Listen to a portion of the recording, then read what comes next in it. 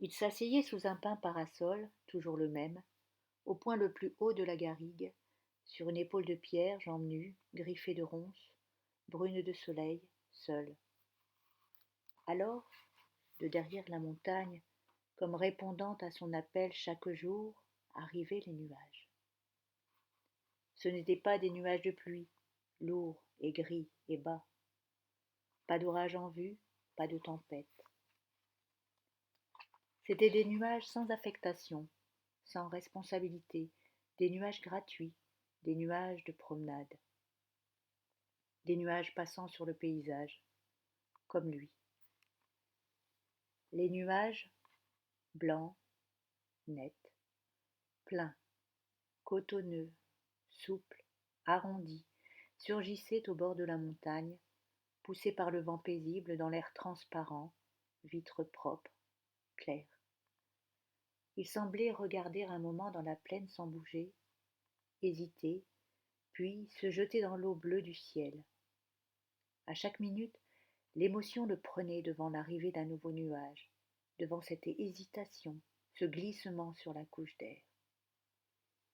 Il s'efforçait de saisir l'instant de l'apparition, celui où la ligne noire de crête vide, frontière entre le sol sombre et le ciel, s'emplissait brusquement d'une vapeur dense, où se révélait d'un coup le nuage, personnage mystérieusement impalpable du théâtre de l'air, aux contours imprévisibles.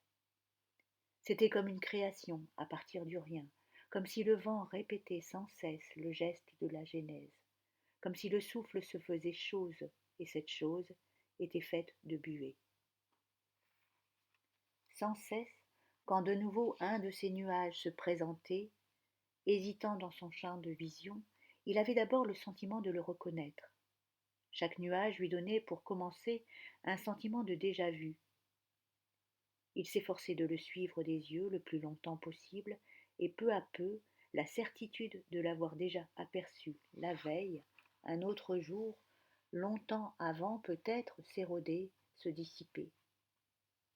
Jamais un nuage n'était vraiment le même qu'un nuage vu la veille ou une minute auparavant.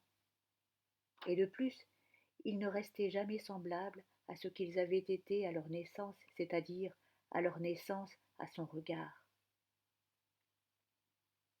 Même quand ils ne se fondaient pas dans un autre nuage plus vaste, plus décidé, plus impérieux, ils devenaient insensiblement autres, au point qu'au moment où il cessait de les apercevoir dans le lointain, il finissait par douter de les avoir vraiment suivis.